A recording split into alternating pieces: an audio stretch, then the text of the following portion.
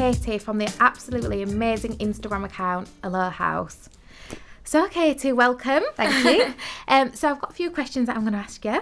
So the first question is, how did you get into interior design? So I think for me, I've always had a massive passion for interiors, and it started when I was a teenager. I had a massive fascination with Kevin McLeod and anybody from that changing rooms era. Yeah. And then through the years, I've kind of just, it's been my creative outlet really. I've changed rooms, I've helped friends and family do their spaces, and then now I've just kind of started to learn the skills a bit more. So I've taken courses and learned how to do sort of more 3D and 2D design, so I can really do more with my passion, I suppose. Yeah, that's amazing. That's really nice to hear as well, that it's just been a passion from when you was younger, and you've kind of just, you're kind of finding that confidence to really, take it a bit more seriously now. So it's, that's really nice to know. So where do you tend to get your inspiration from? What is your starting point? So for me, it can be anything. I think, obviously Pinterest and Instagram are amazing for looking at beautiful images of people's homes. Yeah. And once I've kind of seen something, then my mind starts going off on the ways that I could use it in my home and what I could do to sort of change it and make it fit my space. It's really nice to know as well that you get inspiration from everywhere, because a lot of people tend to, Instagram and social media platforms are amazing to get inspiration, but sometimes do you feel that it can kind of make people a bit confused as to what they want, because there's so much good content on there that they get lost in what their actual style is? Yeah, I really think you can get bombarded with so many images all the time, and I think it can be quite overwhelming for people. And also I think you see an image but you don't necessarily know that that's going to work in your home. Yeah. And a lot of people then try it and maybe don't love it the way it ends up. So I think for me it's just taking elements of things that you see on Instagram, understanding how that can work in your space, but then also not relying on that as your only source of information. Just walking down the street and just seeing, I've got a big passion for plywood at the minute, but that sparked walking past a clothes shop and I saw a pegboard with some plywood wool, and that was like, okay, I could use that in this space. And it's just thinking about, other ways of getting your ideas, really. Yeah, I agree 100%. So, do you have a signature colour palette? Yeah, very, very, very neutral. So, my house is, I would say, 90% white walls. I have very natural wood flooring, and then I really just use accent colours to sort of dot around the house. So I have black as my kind of thread throughout the whole house, whether that's like a piece of furniture or a lamp, and I keep it really neutral. So it's taupes, green comes from my plants, and black. So it's really, really simple and quite pared back. Yeah, I love how you use your colour palette. So you've got your simple neutral colours, and then you've got your pops of colour are still quite muted and really strong colours. And I love all the greenery as well. If it stays alive. Yeah. Long enough. I'm the same, I cannot keep plants alive. No. So would you say then you are colour confident? I think, in a weird way, even though I don't have a lot of colour in my house, I know that's what I like and what I love. And I think I'm confident now to understand what makes me feel good in my house and what I know I love. So although my colours are very muted, I'm really confident they're absolutely like how I like to live and what works. Yeah, and that is the main thing, isn't it? It's about what makes you happy in your space. Yes. Yeah, that's great.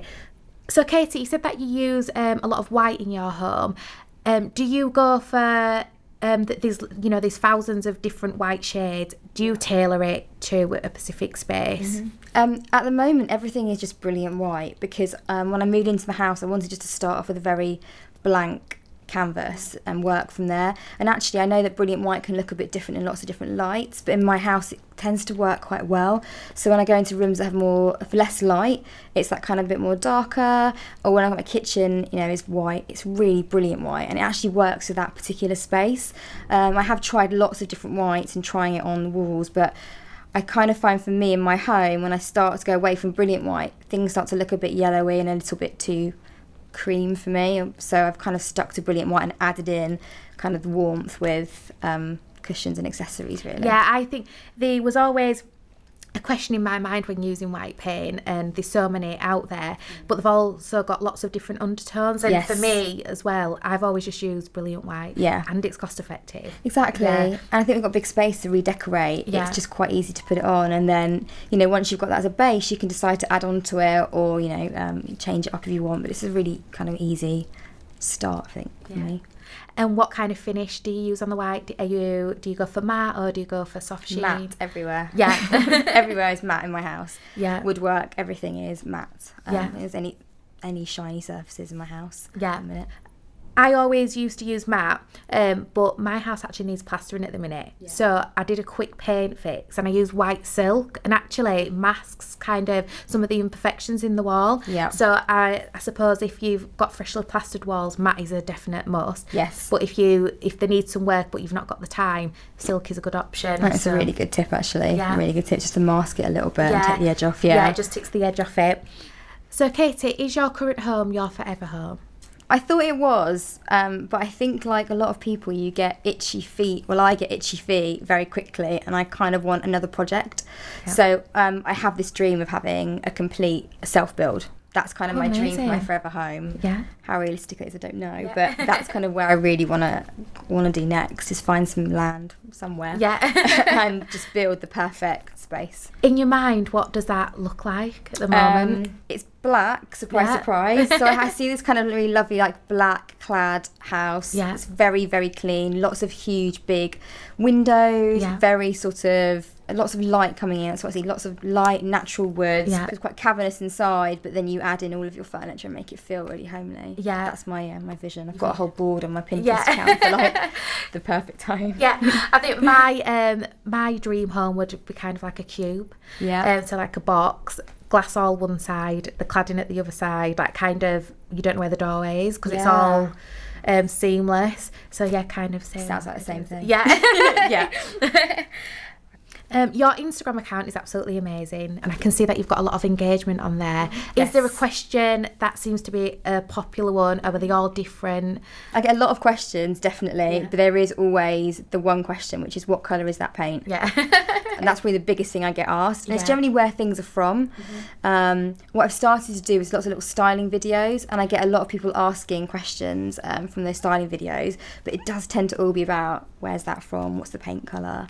So I think people, you know, when you look in, like, say, a DIY store at all the different options of paint, it can be quite overwhelming for people to really pick the one they love. Yeah. But if they see it on your home, they love it, they naturally want to know what it is. Yeah. I think the only thing to be wary of in that is it looks different in every single home and every single room and light. So I always say it's this, but, you know, test it before you kind of go full on and buy it all. I think that is the one tip to anybody doing any kind of project is, before you commit to the full tin of paint, just buy the testers, even if it is £3. Sometimes you're like, you've got to buy 5, and you're like, you know, just buy it, because if you don't test it, there's a potential it's going to look totally different to what it does in the shop. Exactly. Or in somebody else's home. Yeah. So that is a really good tip as well. So with your woodwork in your home as well, do you tend to go for white, or do you ever mix it up and do it a stronger colour? Everything is white at the moment, but I am going to be trialling up in the spare room, painting it all the same colour as the wall.